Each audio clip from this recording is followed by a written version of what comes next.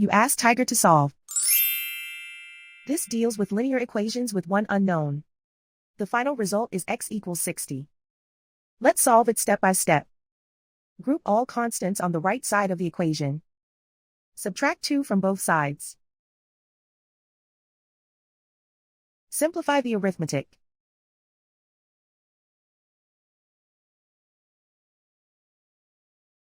Isolate the x. Multiply both sides by 10. Group like terms. Multiply the coefficients. Simplify the fraction.